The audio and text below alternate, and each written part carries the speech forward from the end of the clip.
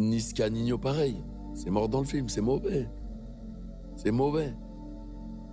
Moi, je te dis ça parce que moi, je sais qu'en tant que DA, les deux, je les ai au studio, sur la tête de ma mère, qui font un meilleur album. Parce que moi, quand je leur dis c'est pété, ou je lui dis, hey, là, il n'y a pas de rime, là. Pas de rime. Et ben, ils vont refaire. Moi, j'ai l'impression que cette nouvelle génération, globalement, l'écriture est moins importante. Parce que toi, c'est pas qu'elle est moins importante.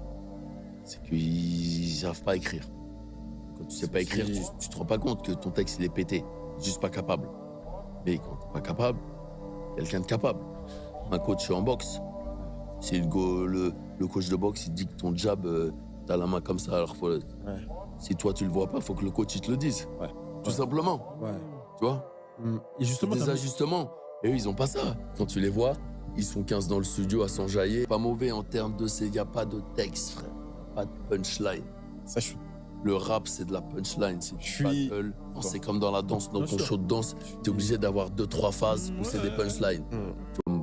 C'est mon avis, en tout cas. Comme un Nino, par exemple. Pour moi, depuis qu'il a quitté, c'est quoi, 2001 ou Mal Luné? Il a quitté Mal Luné, pour moi, il est éteint. Ah ouais. Au niveau du choix des instruments. Non, mais c'est vraiment. Là, c'est pas Booba, c'est le professionnel qui te parle.